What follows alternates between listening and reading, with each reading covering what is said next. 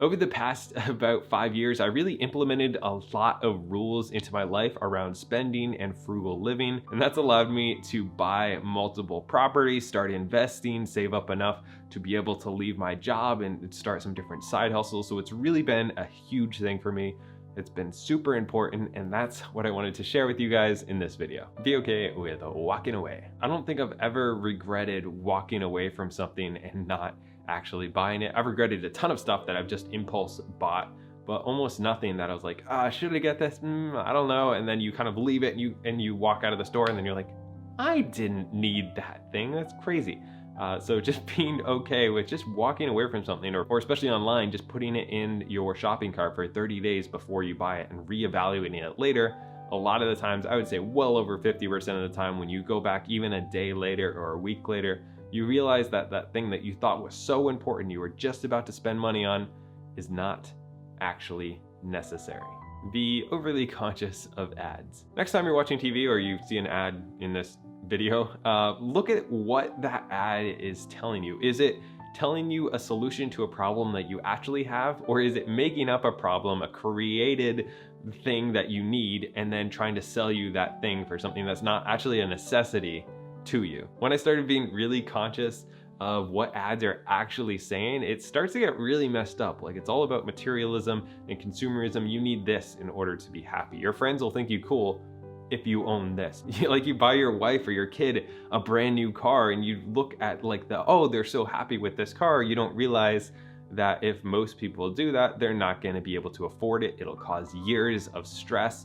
So unless you just have a ton of money that you want to blow, buying someone that car might actually stress them out and be a negative thing in their life, but they never show that. So with almost everything, it's that negative stuff that they're trying to spin as positive. By the way, if you guys are enjoying this, don't forget to drop a like and subscribe. There's a difference between spending money and saving money. So one of my favorite quotes is, "You can go broke saving money." But a lot of us, including myself, used to look at it as it's 50% off, it's 25% off, it's a deal. But just because you saved 50% on something, if you didn't need that thing to start with, then you actually spent 50% more than you had to. So instead of saving 50% on something, I'm actually saving 100% on that thing by not buying it in the first place. Just because it's on sale is not a good reason to buy it. Always look at long-term, not short-term. I used to buy a lot of really cheap things. Everything I got was as cheap as possible. Shirts that didn't overly fit. All of my clothes were on clearance, 75% off. And I was looking for the cheapest thing, but they would either wear out really quick or I wouldn't wear them at all. But now I've kind of shifted my mindset to what is going to be maybe a little bit more expensive, but I'm going to wear every single day and it's going to last a really long time. And it's the same thing with appliances. Instead of always thinking about what is going to be the cheapest thing, how can I save 50 bucks right now on this appliance, might be what's going to last 5 years longer than the other one, even if it costs 10% more.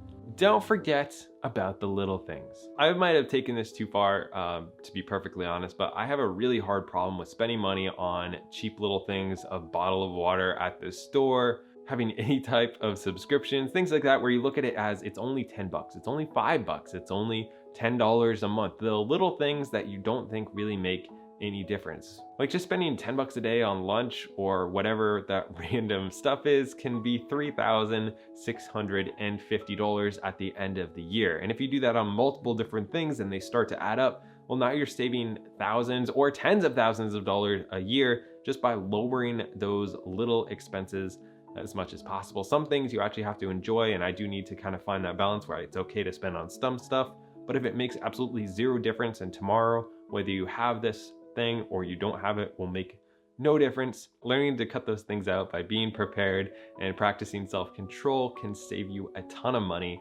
over the long term. Don't be afraid to embarrass yourself or be different. Most people think you're weird, you're cheap, you're whatever, and sometimes you can be that, but other times it's just because you don't want to go out to dinner every night of the week and have drinks all the time and waste money on random junk. People will look at you a little differently, and you have to be kind of okay with that and embrace it, because you realize this is what is best for you. And while they might have a brand new car and flashy clothes and spending money all the time, in 5 years, you're gonna have, $100,000 saved up, and they're gonna be living paycheck to paycheck. So you have to realize what's important for me? Do I want to actually have a financial future and not be stressed, maybe be able to leave my job or start investing? Or do I want to have the stuff all the time, instant gratification, spend everything that I get all the time? So that's why I'm okay with having older cars, never really going out to eat, having generic shoes and stuff like that. It's just I've chosen what's important to me and that's what I'm spending on, and I'm not doing it to impress anybody or to, really to impress anybody. Don't save your money. So this will probably get taken the wrong way, but I think if you're going for, financial independence, paying off debt, buying your house, well, like whatever your goals are, early retirement was a big thing for me. Then frugal living is an absolute must, I think, especially if, like me, you've never really made all that much money. You can try to earn more, which is a big part of it, but you do have to cut your expenses as much as possible, because the more it just sits in an account, like not really earning any large interest, inflation's eating away at it.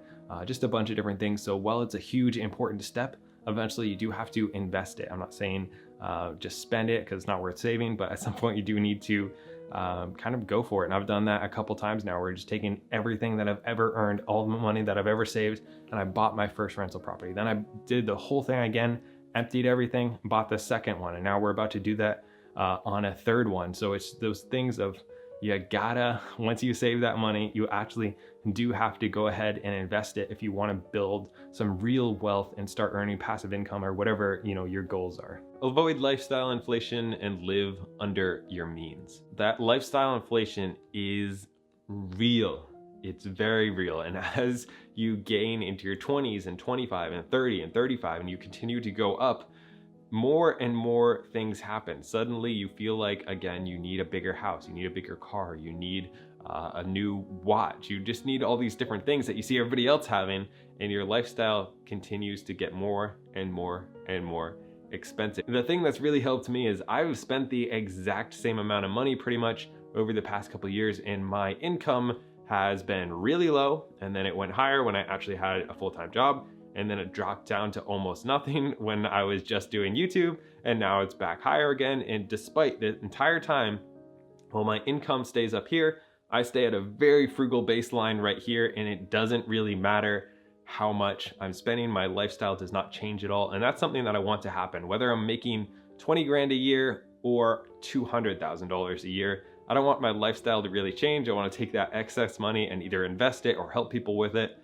And not just suddenly start spending it on myself. That's just not where I want to be. Like, I don't really need any more stuff to be happy. And I feel like if you start down that path, it gets really expensive. You're wasting money that could have gone to help people, and you're just kind of like probably going to be less happy the more you spend. Like, to an extent, there are some things that are actually valuable, but for those things, I've kind of put those into my budget and I try to cut the other stuff out. Have a goal behind it. It's gonna be hard to stick to your budget or not buy stuff or not go out with friends or say no to different things if you don't have a goal behind it all. And for me, that's been really helpful. I have either short goals, usually 90 days or so, or longer goals when I'm looking at buying the next rental property or buying the next whatever. And I start to look at it as, if I say no to this thing right here, I can get to my goal a day earlier.